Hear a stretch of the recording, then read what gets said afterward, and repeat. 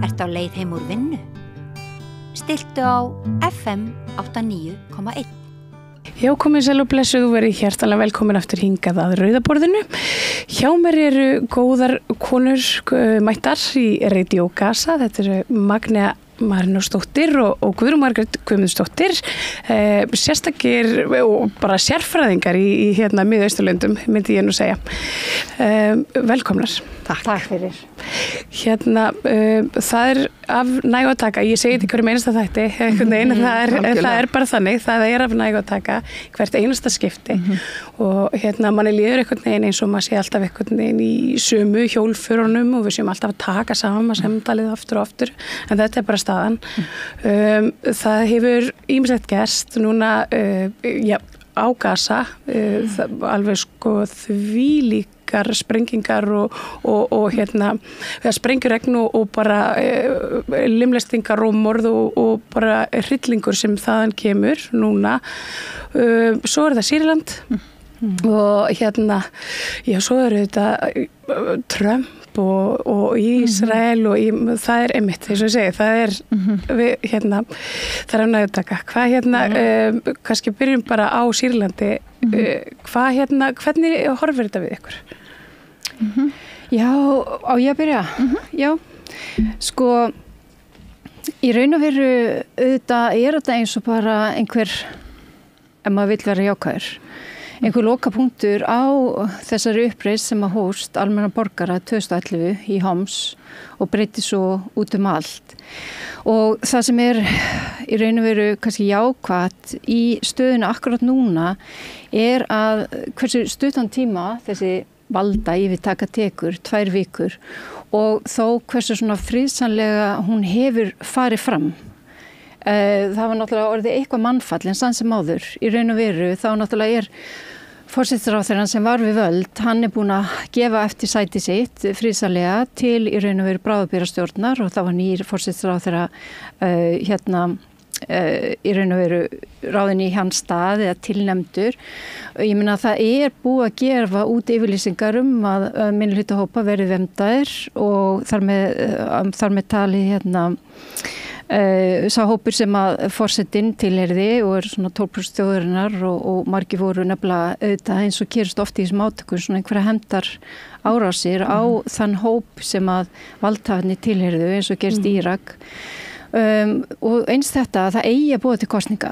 og hérna en það náttúrulega land til land í það þarf að undirbúa svo kosningar og hvernig eiga þær að fara fram og kannski þarf að gera einhver stjórnarskrárbreytingar og þvílíkt en það mér skoðsti það kannski svona jákvætt í þessu en svo sama tíma þá náttúrulega finnst mér svo auðvitað áhugavert hvernig önnur ríki hafa brugðist við. Það náttúrulega þessi árás gerð leiðtoginn sem núna búin að taka upp sitt raunverulega Ahmad al-Sharar, hann lýsti yfir í maí 2023 því ný stjórn í Sýrlandi að tók hann ekki margir alvarlega. Svo ræðist Rússland inn í Úkraínu og þá náttúrulega stuðningurinn var Assad var Rússland og Íran fyrst og fremst og Hezbollah-liðar náttúrulega sem voru innan Sýrlands. Síðan ræðst Hamas á Ísrael og Ísrael fyrir að gera þessa árásir og Hezbollah í Líbanon og leið og það gerist að fara Hezbollah-liðarnir meira og minna, þú veist, til Líbanon að berjast þar og þá náttúrulega minnkar stuðningurinn líka þeim megin og þannig að þú veist að það og hann var náttúrulega sko þessi hópur sem hann fer fyrir og þarna kannski hópurinn sem hefur sameinað líka aðra hópa sem eru þarna í norðvestur hluta landsins. Hún er alltaf búin að setja upp sína eigin svona bráðabera ríkisstjórn og vorum heilbrigðisþjónustu og félagslega þjónustu og fleira og mér fannst svona pínlítið út af því að við getum farið betur út í það hvernig hann skar á böndin við Al-Qaida og stofnaði sín eigin hreyfingu 2016 og það hann í raun og veru setur upp Al-Nusra front sem Al-Qaida í Sýrlandi eftir að hann var búin að vera berjast í Írak frá 2003 og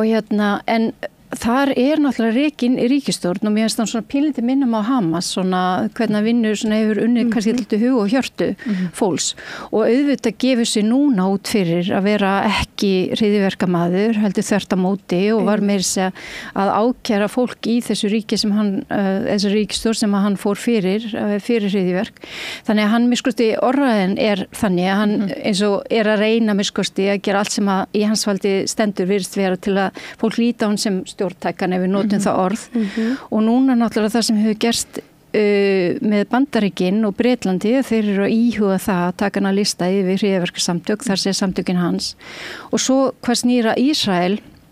að þá voru þeir bara í raun og veru búin að herna með þetta fjall hana Herón sem að stærsta hæsti tindurinn þarna í Gólanhæðunum og þú serð yfir til Sýrlands og Líbanon, þetta á landamærum og við hlutlausa svæði sem hertóku líka. Þeir segja þessi í varnaskyni. Og það sem að... Þetta brot það ekki? Nú hafa þeir verið með Gólanhæðirnar, ekki það þeir hafa nú verið með ansi mörg landsvæði án þess að beinlínis mega það. En hvers vegna bregst ekki alþjóðu samfélagi við? Hvað að gerast? Já, sko, bara að klára þannig punkt. Þeir eru, sko, segja að þeir hafi engan áhuga á því að gera einhverja árásir á Sýrland eða skipta sér af innanríkismáli Sýrlands. Þeir séu gera þetta til þess að vera þessu öryggi eins og þau segja alltaf. En þarna eru þeir náttúrulega búin að koma sér upp bara, þú veist, stað til þess að fylgjast með öllu. En sko, það sem ég veist kannski merkilegast og það sem á eftir auðvitað að maður á eftir að sjá betur, það bara raunverulega hvernig sambandi milli Ísraels og Sýrlands á eftir að þróast. Vegna þessi nýja leiðtogi, hann búin að lýsa því yfir að hann sko og til Ísrael fór inn með loftarásir og sprengdi upp öll helstu hernaðarmannvirki til þess að raun og veru koma í veg fyrir það að þetta kemist í óvana hendur eins og þeir lýstuði yfir hendur einhverja díhæðista og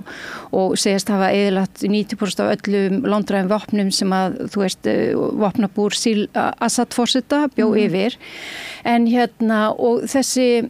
nýi leiðtogi Ahmed al-Sharar, hann hefur sagt að hann vilji ekki fara inn í stríð við Ísrael, það þjóni engum tilgangi, nákvæmlega engum, þeir sé að koma úr löngu, það sé langur tíma og þeir eru búin að vera að berjast og þeir hafa engan áhuga á frekari átökum. Þeir hafa áhuga því að byggja upp samfélag og halda kosningar og vera með hlutina í lagi og hætta stríðsátökum og hætta svona þessu eins og talar uppreisnar hugafari. Þú veist, nú þurfi bara að vinna því að það sé hægt að setja upp bara almennilega ríkisstjórn og þvílíkt. En sko, Sýrland hefur náttúrulega aldrei viðurkennt Ísrael. Þeir voru hluti af þeim sem gerðu árásir 48 og 67 og 73 sem gerir það náttúrulega líka verkum og Gólanhæðarnar eru síðan hernumdar og lokum innlemaðir í raun og veru og þannig að það er dálítið áhugavert það sem gæti gerst í kjölfar og líka í ljósi svona afskiptaleysi stefnu Trump sem í raun og felur í sér afskipti en og þetta geti verið mjög neikvæð þróun reyndar fyrir Palestínu og málefni Palestínu reyndar held ég. En, já, ég held að sko vegna þess að ég á vissan hátt ansi hrædd það að þú veist, afskiptaleysi stefna Trump og yfirlýsingar hann að koma á friði í Miðausturlöndum, þær skiluðu sér í þessum svokölluðum Abraham-samkomulögum og það sem var skrifað undir það að taka upp eðlis stjórnmálsamskipti milli nokkura þarna Arabaríkja, Súdan, Sameinuðu arabísku furstadæmina Marokko og eitt í viðbót sem mann ekki hvað og það verið að gera svona samkomulag við Sádi-Arabíu þegar árás Hamas gerð vegna þess að þessu hefur verið mótmælt hástum bæði Hamas og heimastjórninni þarna væri verið að jaðsetta Palestínudeiluna hún ekki gerða skilir fyrir því að samskipti við Arabalandana og Ísraels eru normaliseruð. Það sem gæti gerst núna með Sýrland að út af því að augljóslega þá sem sagt það tengist þessu leiðtogi og hans sveit HTS, þeir hafa þegar hann var að losa sig undan áhrifum á Al-Qaida-liða þá sem sagt, það hefur verið haldið fram að í raun og veru gegn samband sitt við Tyrkland það hafa komið skilabóðum til Bandaríkjanna það hvar Al-Qaida-leiðtogi væri að finna og þetta var sko hans í raun og veru leið til að losa sig við eigin svona óvinni, þeir sem stóði vegi þess að hann getur stofnað sín eigin samtök og það vildi ekki að Sýrland hluta á svona einhver alþjóðlegi séu kalífadæmi og skotpallur gagnvart einhverjum skilgreindum óvinum en sko það sem hann gæti alveg gert og það sem gæti alveg gert kannski jafnvel með íhlutun Bandaríkjanna að þeir reyna að fá Sýrland til þess að viðurkenna sjálfstæði Ísrael og fara inn í svona samkomulag, svona Abrahams samkomulag til þess að normalisera samskiptin og til þess að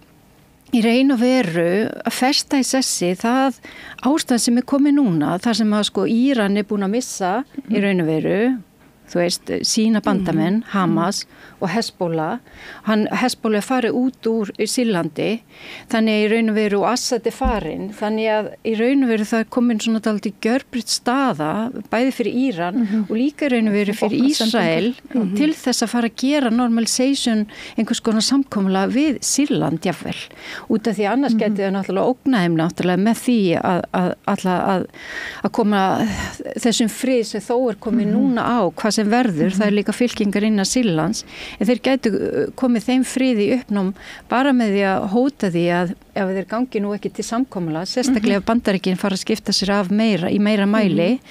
að og Rússarnir og svona Íran daldi farin, að þá gæti þetta gerst og þetta ekkit endilega jákvætt fyrir palestínumenn sem eru þarna sem flottamenn og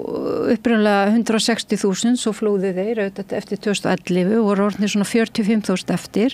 á ákveðnum stað sem voru byggðir flottamannabúð. Þeir höfðu öll réttindi jafn á við Sýrlendinga nema með ekki kjósa og ekki bjóða sig fram til opinbera embætta. En þeir eru alltaf uggandi sinn hag líka núna það út af því að þessi nýju leiðtogi hefur ekki gefið út neina yfirlýsingar samt í Palestínu. Hann hefur hins vegar verið í samtali við Ísrael. En já, Magnea, einmitt, svo bara takk fyrir þess að frábæri yfirferð. Já, þetta var bara mjög vel gert. Þetta algjörlega magnað, en sko, þú veist, svo pressa sem ég fylgist mikið með auðvitað, sko, kannski rosalega hugsi yfir því sem að gerast og kannski að skyggnast einhvern veginn í rosalega víðu samhengi á bakvið tjöldin og þegar þú ert að raun og vera að lýsa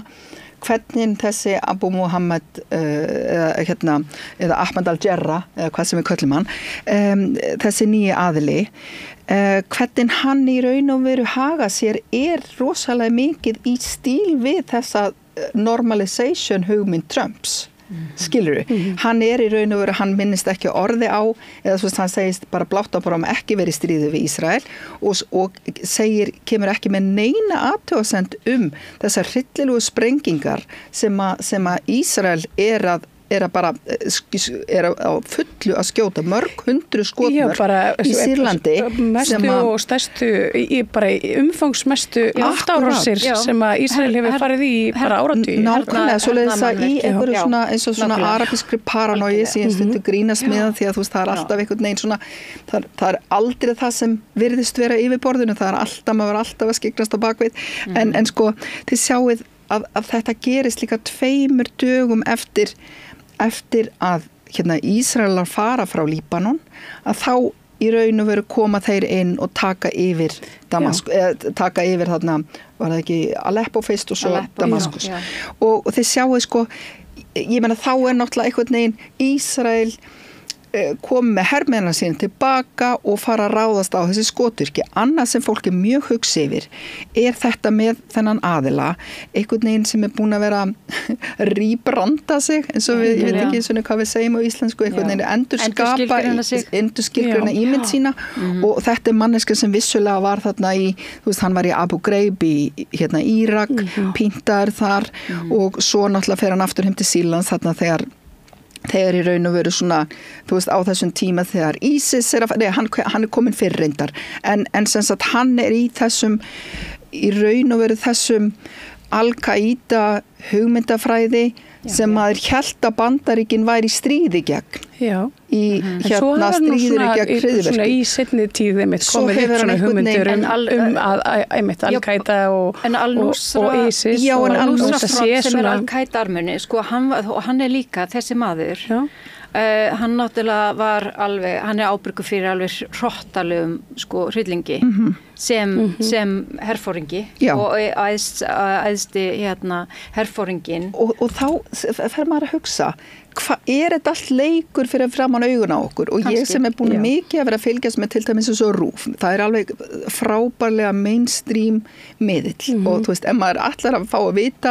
hver bara svona sagan, hver narratíma sem verið að skapa í Bandaríkjunum eða eitthvað, þá les maður RÚV og mér fannst þarna, þegar maður vissi ekki almennilega hvað var að gerast nokkru dögum áður að þá einhvern veginn sögð svona hjartnæm saga á hvernig því að hann breytist úr þessu mikla trúaröfga ofsamanni í það að verða svona mildur múslimi. Þetta er nefnilega svolítið merkilegt því að þetta var á BBC líka og þetta var á allir svona þessum stærstu meginstraum sko. Það er svona eins og hann hafa farið í sérstakt bara svona hvað er svona campaign. Já, það er líka eins og sé ákveðin svona óskikja þarna sé komin góðu maður sem muni bjarga þetta öllu og hérna. Já, kannski hjá fjölmiðlum en þeim sem einhvern veginn að manipulera og stýra atburðarásinni og þið munið alveg eftir þessu þegar þú veist, stríði og hryðjuverkum var það þurfti að ráðast inn í þú veist, Afganistan til að, þú veist, þið vitið hérna Operation Enduring Freedom eða hvað sem það var út af Al-Qaida var þar og höfðu sprengt týpur á tjóðsutnana svo ráðist inn í Írak munið á upploknum forsendum þar náttúrulega Bandaríkin sem koma og alltaf frelsa Írak og það eru hafðar kosningar hann einhverjum 2 árum seinna eða 1,5 árum seinna og þá endaði með því að sunnitarnir og baþitarnir hans hérna Saddam Hussein, þeir eru kosnir frá, þeir aðilar eru settir í fangelsi munið Abu Ghraib pyntaðir og Shia muslimarnir taka yfir sem eru vissulega meiri hluti svoleiðis að allt í einu einhvern veginn að því að sko það var farið inn í Írak og það virðist hafa verið sett bara engin hugsun hjá Bandaríkjunum þannig að allt í einu ertu komin í þeirra stöð að þú ert með alls konar hópa svo einhvern veginn hvenær byrja stríði 2011 byrja stríði í Sýrlandi þá eru þessir aðilar munið þegar ISIS kemur 2013 eða eitthvað svoleiðis að þá eru það aðilar úr fangelsum í Abu Ghraib og fleiri fangelsum sem búið að vera að pynta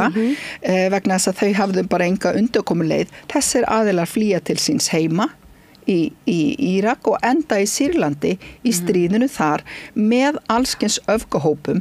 sem eru þar til staðar og einmitt auðvitað fagna maður það fyrir sýrlendinga og maður verður að gefa þeim smá færi að fagna því að þessi harðstjóri sé farin en ég meina það er ekki það að það get ekki verið 2 sannleikar í gangi einu það er ekki þar með sagt að þú tíma þegar arabíska vori var þið munið í staðin fyrir að fara að tala við þessa ólíku hópa í Sýrlandi þá náttúrulega skellt hann í lás og fór að drepa sína eigin borgara í einhverju svigrúmi og svona tómarúmi þá koma allir þessir íslamista hópar sem eru í hverju einasta arabalandi og muniði hver þjálfaði þeim og kom þeim saman í upphafi það var að sjálfsögðu Bandaríkjamenn í Afganistan til að berjast gegn í heilugu stríði gegn Sovétmönnum og þar og mujahedínarnir en mujahedínarnir voru það founding fathers af því að það var hægt að nýta þessa trúarofstækismenn að sjálfsögðu á móti Sovétmönnum svo safnaði saman hugsaðu ykkur þetta er árið 79-80 þarna er í fyrsta skipti sem við söfnum saman sem sagt svona bókstafstrúa fólki sem á móti sínu stjórnvöldum frá Pakistan, Indlandi, Indonésiu við Arabalöndin og þetta eru 35.000 mann sem eru svona fengnir í raun og veru með aðstoð frá Sátum og UAE og Bandaríkjamönnum til að koma að berjast að Ísla sniðu hugmynd þarna verður fólk náttúrulega svo rosalega radikalisera þetta er fólki sem snýr til síns heima 10 ára seinna og er svo hlut af þessum stríðandi fylkingu sem enda í Sýrlandi. En það er sagt að það sem að sko eiginlega liggur einmitt baki þessari svona róttekni sem verður í röðum einmitt islamistana og jihadistana og þvíumlið. Það er náttúrulega eins og þegar maður verður sett til hann að sko Mér finnst alltaf svona persónuleg saga fólks líka alltaf áhugaverð, en pabbi hans hafði verið í stjórnmálum á valdatíma föður Assad, þessi fyrirnefndi sem að byrjaði 71 og hann hafði Hafis. Já, og hann hafði Hafis, og hann hafði rakist bara í burtu og fyrst til ég man ekki hvort deilin fór Líbanon og Jórdaníu, svo reyndar að koma aftur, svo fór til Sádi-Arabíu og þar fæðist hann. En það þessi önnur uppreisn í raun og veru Palestínumanna og svo auðvita árásirnar og tvíburaturnana, innrásin í Írak og í raun og veru þá verður ISIS til þar í Írak og það ekki í raun og veru, þetta koma málaliðar hérna og þaðan en það sama, þeir eru líka taldið svona sjálfsbrottið. Þetta bara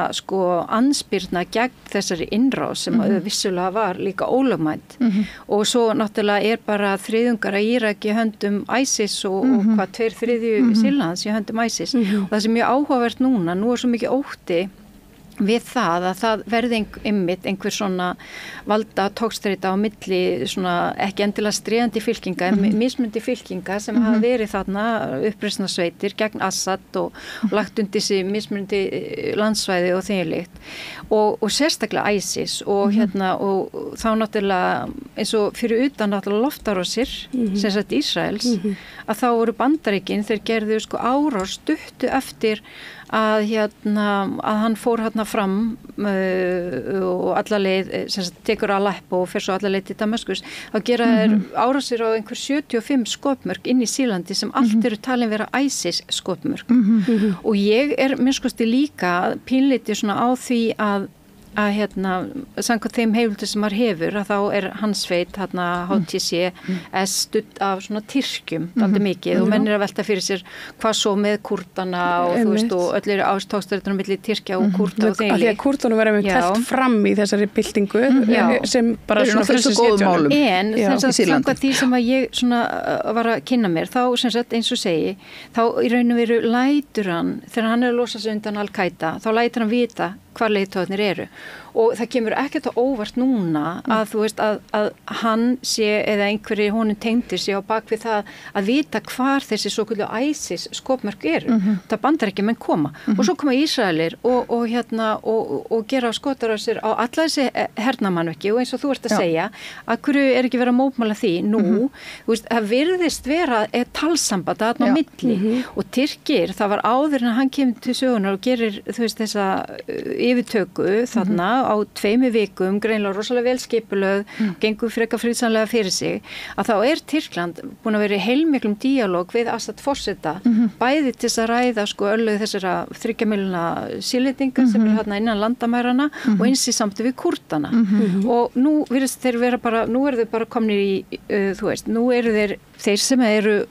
virðast vera í miklu sambandi við og styðja við þessa sveit, þarna HTS. En mér finnst þú veist, gaman að heyri Magnea vegna þess að ég var ekki búin að kynna mér svona hans persónu eða neitt en þetta minnir mig svo á, þetta svo, fyrir ekki nájuna, en þetta svo mikið playbook, maður hefur séð þetta allt áður, allt í einhverju manneska sem svona, einhvern veginn kemur endur skapaður og talar eitthvað svona á einhverjum vestrænum nótum, hann talar minnihlutahópa, að þeir séu einhvern veginn, hann talar eins og við viljum, þetta eitthvað svona það eins og, þú veist, þetta ekki bara manneska sem hefur verið, þú veist, þetta ekki bara einhver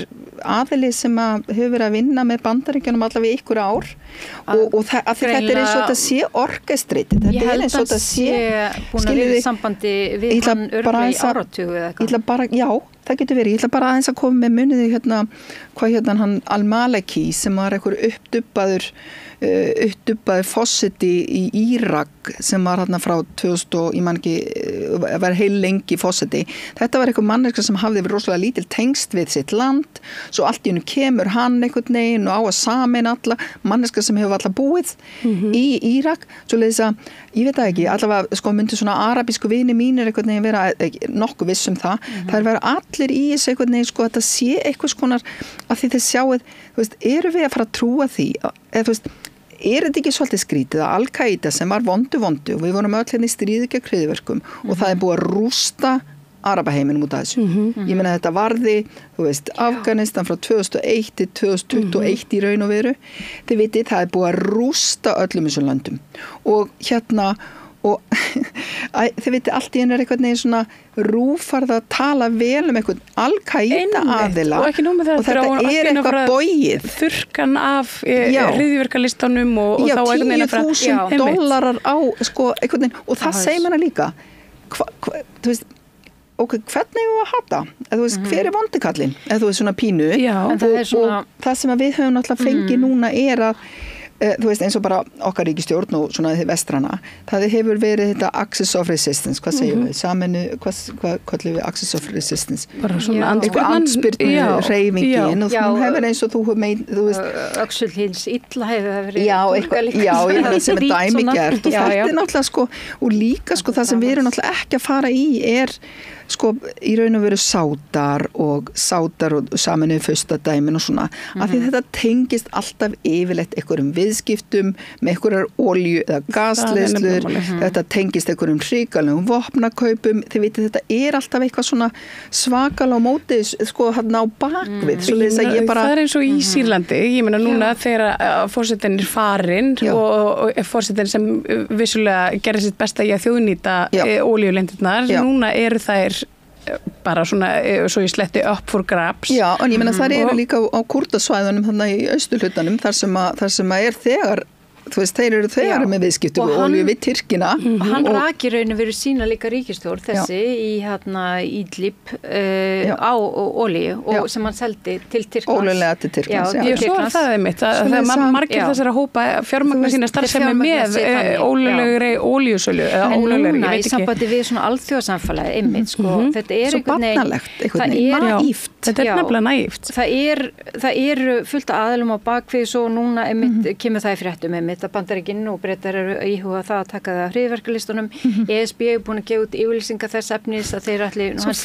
nú sé búið að segja að lýsa ákveðnum hlutum yfir eins og vernd minnihlutahópa og það yfir að kosningar og því lit en þeir ætla aðeins að bíða til að sjá hvort það verður hverja efndirna verða og þannig að en Sameinuðu þjóðirnar og eru búin að tala um það að það skiptir mjög miklu máli að líka að réttlætinu áfram ganga og ég meina hann er náttúrulega þessi uppreisnarleitur. Ég meina bara hvað er réttlæti og hvert er réttlæti og fyrir hvern það? Já, nákvæmlega. Það er einmitt svolítið, það er ekki alveg hægt að sjá. Svo er þessar með þessar efnahagsþvinganir og svo þessi orðaskipti og þetta samband sem að einhvern veginn hefur núna verið á milli Ísraels finnst mér og þessar sveita, þessar leiðtoga og Bandaríkjanna. Þannig að þú veist, maður er náttúrulega komin pínuleitið dálítið þangað að maður heldur að það sé svona margt undir yfirborðinu sem maður veit ekki alveg hvað er. Til þess að grafa undan Íran en svo líka, ef maður fer alveg í svona kenningar og þú veist, hann var í Abu Ghraib fyrir 2006 og svo er hún sleppt og haldi eftir 5 ár. Hann fer og stofnar Al-Nusra front, Al-Qaida sem voru moderate muslims þetta er bandarísfangis Abu Ghraib síðan er það þannig að það var verið að halda því fram að hann, sko það er 10 milljónir bandaríkjadala sett eftir höfuðs honum. Hann hins vegar bandarísk stjórnvöld skuldarum hins vegar sko 100 milljónir bandaríkjadollara út af því hann hafði látið á vita svo marga leiðtoga Al-Qaida sem þið dráp í Sýrlandi og síðan náttúrulega núna eru koma bandaríska flauga bara tilbúnar og skjóta á ISIS skotmörk. Ég meina þetta er allt og vel skipulagt einhvern veginn. Hann var hann í fangelsi sem var undir stjórn bandaríkjamanna. Hver veit nema þetta sé eitthvað svona langtíma plana hann fyrsta lagi aðstóði Bandaríkin að uppræta Al-Qaida. Síðan stofnar hann sína eigin sveit. Ég meina hann saminar þarna, hann er með stuðning sko svona sem meðan kemur fram í því að það er ekki verið að fordama þessar árásir eins og frá Ísrael inn í landinu. Ég veit það ekki, þú veist, stundum þá náttúrulega bara fer maður alveg þangað að hugsa að þetta vegna þess að það hefur komið svo oft í ljós að þetta eru, þessar vildu samsæriskenningar hafa oft bara mikla stóð í raunveruleikunum og koma í ljós seinna meir. En ég er náttúrulega líka búin að vera að fylgjast með þessu svona frá Gulflöndunum og það er áhugavert að sjá að Assad hefur verið núna að fá svona einhvers konar svona hann endurkomu til þeirra landa og hefur verið lofað stuðningur og alls konar einhvern veginn verið svoleiðis að margir segja að þetta gæti, sko, Trump að koma núna. Það eru að breytast, hann hefur minni hann minna stemtu fyrir stríðinu hjá Rússum við Úkraínu þú veist þetta Íran ekki stuði lengur eins og þú sagðir sko Íranir þeir geta ekki eins og lengur sendt vopn yfir til Hizbollah og þá þeirra svona armur, þeirra stríðsarmur svona út á við búin að laska svo rosalega mikið svo það gott fyrir Íran að komast út á þessum tímapunkti. En svo reyndar það eitthvað fréttir af þessum drónum þarna yfir Bandaríkjunum sem eru af einhverjum samsæriskenningasmiðum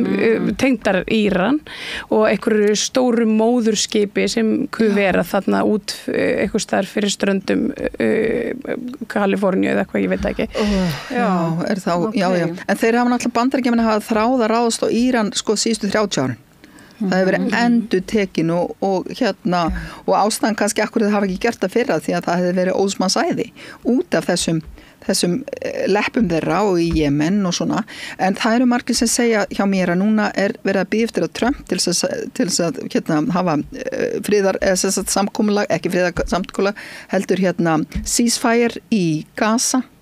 að það verði bara fyrst á dagskrá sko, svo búið að koma, það verið að koma friði í Sýrlandi á einhverjum metraða sem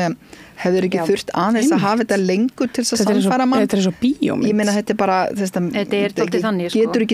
Getur ekki verið, svoleiðis að það einhverja rosalega hrókeringar í gangi í alþjóðasamfélagi. En það greinlegt að það sko með þessa árás, alveg eins og með Hamas árásina að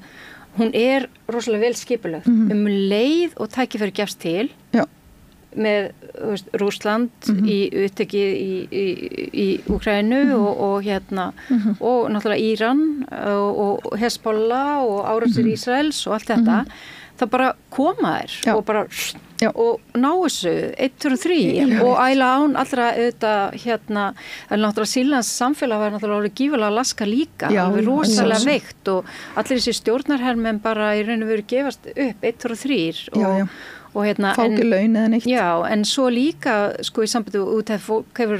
tengt þetta svo mikið við tímasetninguna en þú veist, það oft tala þetta séu svona sofandi sellur og allt tilbúð, svo bara kemur rétta tækjafæri, rétti viðburðinin, þá lætur þetta skara skríða og ég held líka að það verður ekki verið talað embættistöku Trump í þessu sambandi, en ég held að hún bara skipti líka heilmiklu máli, bara upp á það að fólk getur séð fyrir sér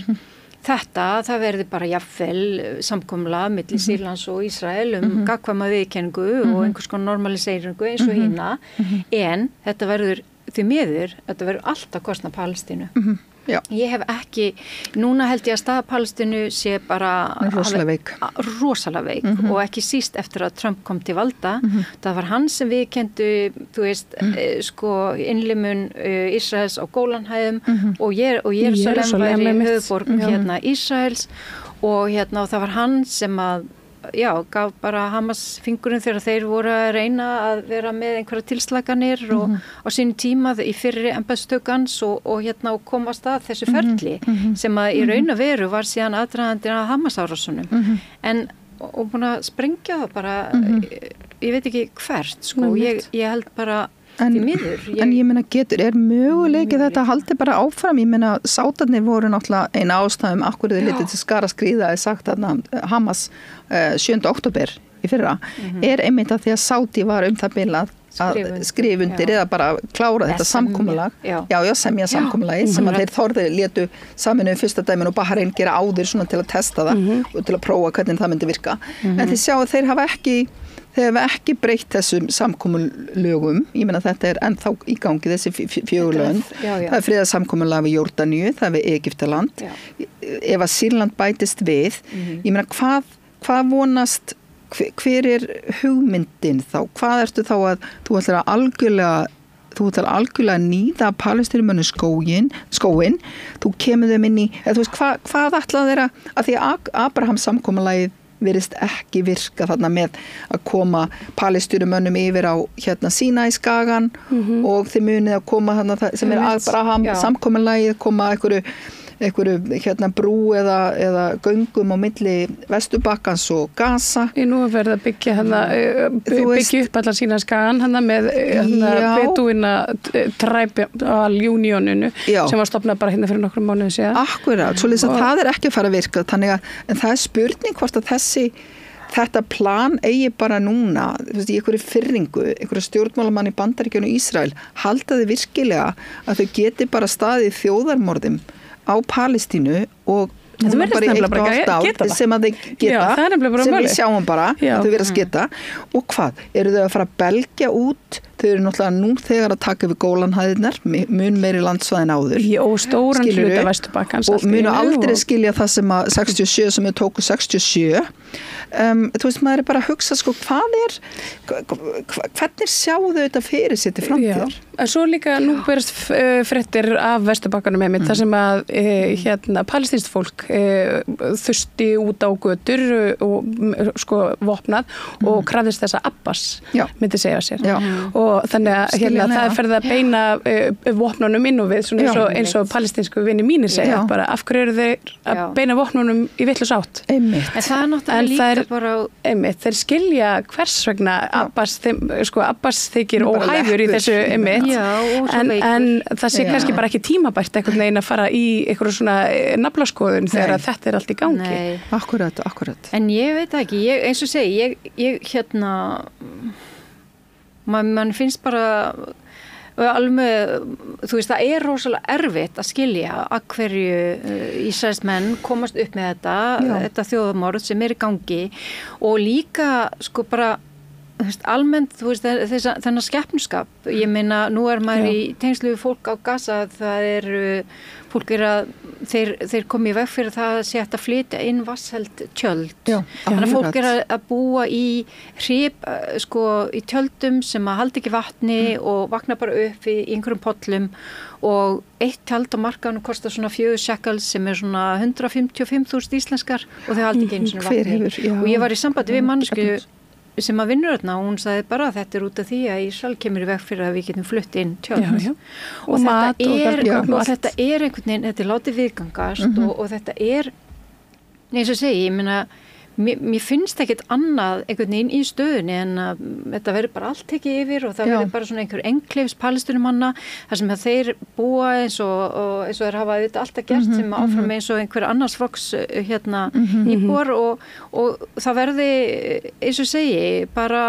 markmið sé bara að reyna að gera lífið svo óbarlegt að þeim vilji bara helst ekki búa þarna þó að það muni þetta ekki gerast. En svo komast þau ekki einu svona í burt. En þau komast ekki einu svona í burt og núna náttúrulega staða palestínumanna auðvitað í Líbanon orðið miklu verri og þú veist Sýrlandi líka út af því sem er að gerast þar. En maður velti fyrir sig líka að því að þú veist, maður er náttúrulega búin að fylgjast með þessu frá upphaf og líka sérstaklega hef ég verið að skoða svona hvað þessir arabaleiðtogar er að segja málið og það verðist bara vera að segja en saga. Allir eru við stöndum með Palestínu, loksins þurftur að segja það eftir að þessar þjáningar hófust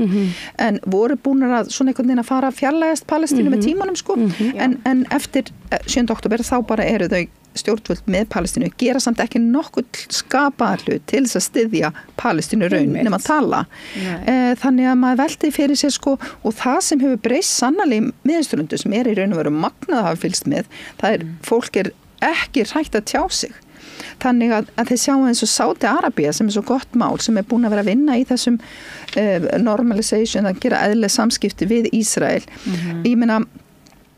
bara þurfti að hætta við eða allavega þykjast hætta við bara út af hræðslu við sitt fólk og fólk bara og þessi sniðgöngu hreyfing það er bara búið að loka fullt af einhverjum Starbucks og McDonald's í Kuwait og víða og þetta hefur bara verið, fólkið hefur virkilega verið að tjá sig og algjörlega með Palestínarabum og það sem eitt annað sem ég hefði mjög gaman að svona skoða dýpra er að því að út af því að sem sagt the axis of the resistance þannig móti andspyrnur hreyfingin sem sagt hefur verið að öðla svo mikil vinsaldir sem eru sko mjög svona, það búið að náttúrulega fýra upp hatur á milli og sunni og shia í svo opbáslega mörg ár en einhvern veginn á þessu ári pluss hafa sunni muslimar út allan heim bara sagt einu sem standa með Palestínu eru shia muslimar þannig að ég að velta því fyrir mér sko einhvern veginn núna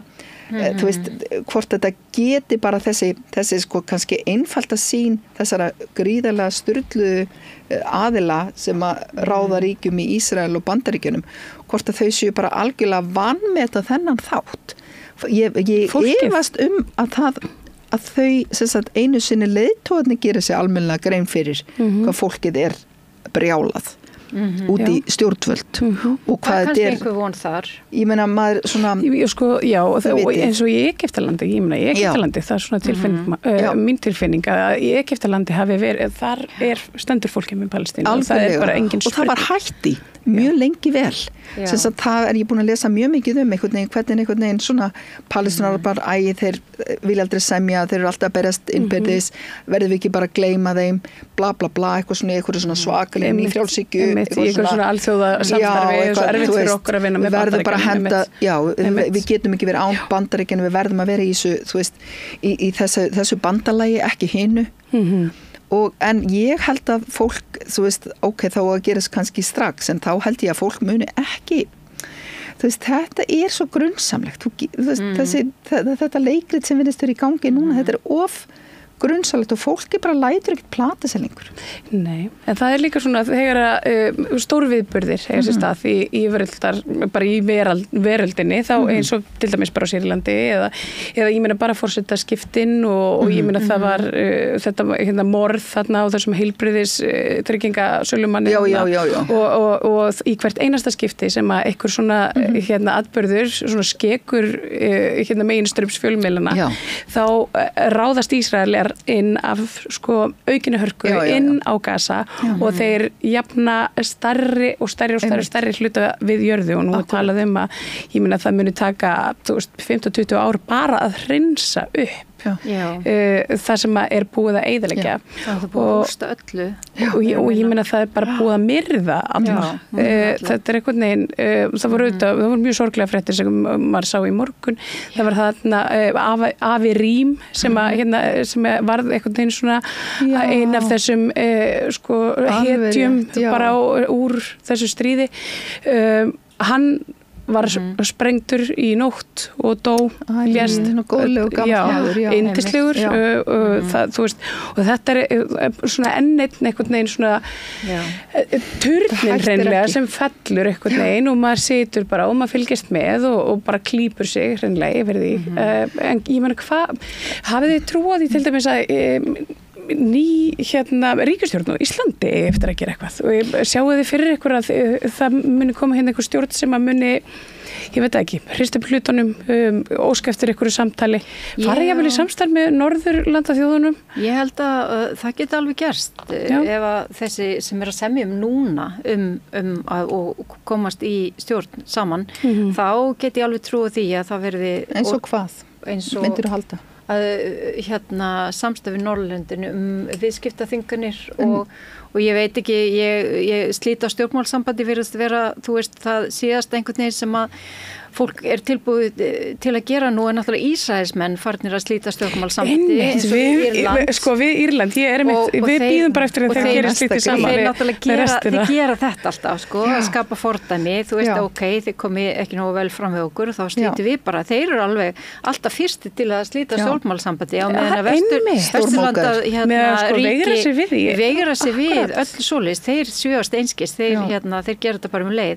en málið er að alveg svo þeir lifa sér að tala þú veist, Harets morð og ekki okkar einmiðlar og þetta er alveg svona en núna, það sem mér finnst dálítið óþægilegt í þessu öllu saman að, við erum með 2 dómstóla, alþjóða sakamáladómstólinn sem er búin að gefa eftir 6 mánuði gáður út handtökuskipun á Netanyahu og auðvitað Dave leiðtoga Hamas og varnarmálaráðherra Ísraels og svo erum við með alþjóða dómstólinn í Haag sem er auðvitað Suður-Afríka búin að gefa út ákæru og núna finnst mér það sem mér finnst óþægilegt er að þetta er í gangi og þetta er svona pínlítið eins og í öðrum svona látum bara dómstólinn þetta. Veist, það eins og stjórnmálmennirnir þessu pínulítið að fyrra sig ábyrgð á því að bara hreinlega þá grípa til viðskiptaþingjana, slíta stjórnmálsambandi til þess að koma í veg fyrir það sem að þykir að öllum líkindum vera þjóðmorð samkvæmt þessum dómstólum vegna þess að það dómstólarnir að rannsaka máli og þeir þurfa bara að vinna vinnuna sína en samt búið að gefa út til ríkja að þau verði að gera allt sem í þeirra valdi stendur til að koma í veg fyrir að þetta gerist. Það bara okkar skylda í þjóðamorði. Opna fyrir mannúðarstöð, hættasela, vopna þvílít. En svo bara, einhvern veginn, þetta látið viðgangast og mér finnst það mjög óþægilegt og og mér finnst það bara mjög óhugulegt í raun og veru að það náist ekki samstæða að stöðva þetta. Já, og það einhvern veginn þetta engin vilji til þess að segja kvóta fólk einu sinni þannig úr þessum heimsluta. Og Ísraelsmenn eru náttúrulega þeir eru að uppdræta Hamas og með öllum þeim fórnarkostnaði sem því fylgir, það bara þú veist, að drepa svona já og nei, ég meina nú bara heimsbyggðin svona allavega stór hlutan orðin að Hamas sem andspyrnurhreyfingin og svo þeir fóru líka hart gegn Hezbollah og miklu lengur en nokkuð maður gert og landin landi og gerðu árásir á Beirút og hröðluðst burt af því að þeir höfðu ekkert í Hezbollah. Get ekki landstríð. Nei, það er nefnilega málið. En þannig að þeir eru bara þarna og eins og segi, þetta er það sem þeir komast upp með. En þú veist, eins og maður sér svona heyrir í svona arabísku podcastum frá Arabalöndunum og svona, að það einhvern veginn svona, minnst bara einhvern veginn gegnugangandi þetta, ok, nú vitum við það. Við erum ekki manneskjur til jafns við hvíta fólkið. Við erum sko, þau líta niður á okkur, finnst við ekki okkar lífi ekki mikil svirði og ég meina, getur maður sagt eitthvað á móti því? Nei, bara alls ekki. Og svoleiðis að þessi vissa, sko, einhvern veginn, og þessi vissa komin inn í mig, þetta snýst náttúrulega bara að þú fyrirlítur ákveðin hóp, það má drepa hann smá því hann hættulegur, það bara búin að heila þú okkur með bara einhvern veginn Hollywood og svoleiðis að við okkur, sko, þegar við erum að ræða kannski við, en fólk á einhverjum tæknilegum forsendum, þið veit eins og við segjum, ok, þeir að býða eftir dómstólum á meðan hver heilvita manneska sér að það er þjóðamorð bara sjá það bara í símanu sínum og þetta gera það nefnilega grínað að það sé verið einhvern veginn með einhverja mælistikku á meðan það er verið að bara sprengja fólk í tætlur og það er, sko, ég er að vonast til að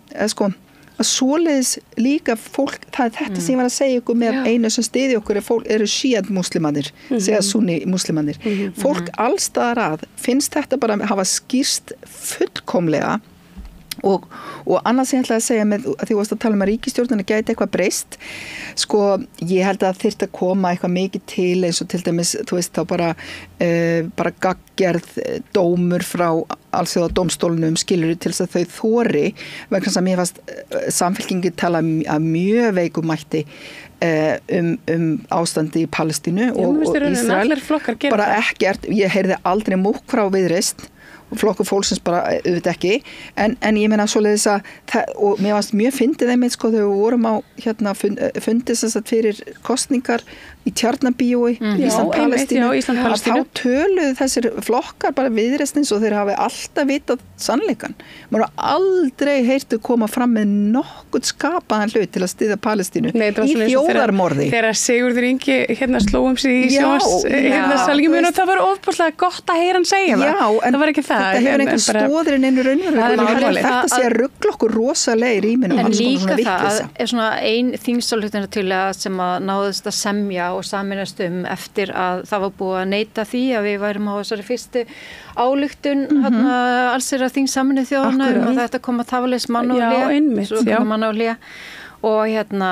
og þá var þetta gert og svo náttúrulega líka þetta að flokkarnir það er auðvitað sterkar eða þið geta saminast einhverja yfirlýsingu þeir hafa verið þá að segja eitthvað svona hver í sínu hotni og svo, við myndum gera eitthvað ef að við værum með fleirum og það finnst mér svo skrítið vegna þess að Ísland til dæmis var fyrsta rík til þess að við kenna sjálfstæði Eystrasaltsríkjanna þegar þau fóru fram í óþökkir allra og allir hræddir hvað gerir Rússland og svo, en þau komu snjóboltanum á stað og eftir fylgdu alveg fjöldin og þeir eru rosalega stolt af þessu. Já,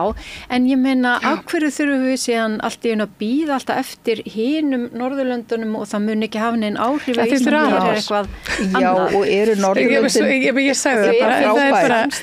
nefnilega mólið. Eru Norðurlöndin eitthvað svona, þau eru ekki eins og samstiga en ég hugsaði ofta, hvað hugsi ykkur ef að Katrín Jakobsdóttir hefði bara ekki tekið þetta í mál, af því að við vitum að hún er kona sem heldur með Palestínu og allt að gerst. Hugsi ykkur ef hún hefði bara slitið stjórnmálasambandi á til dæmis þessum tímapunkti sem að við sátum hjá í aðvörugreiðslu í alþjóðaráðinu. Hugsi ykkur, hún sæti, þetta er svolítið erfitt fyrst, en hún sæti alþjóðlega með tímanum, af því að ég trú ekki annað en að sannleikurinn komi ljós og þetta verið þjóðamorð, þá sæti hún upp sem algjör hetja. Ekki nú með það heldur að því að, og bara svona, við þurfum átt okkur að því að þeir verða svolítið til saka, hreinlega, sem að tóku þáttið að greiddu leið Ísraela að. Akkurat. Nei, en ég meina, ég bara segja, þetta er, ég er að segja bara að stundum, þú veist, akkur fattar fólk ekki bara breyta rétt.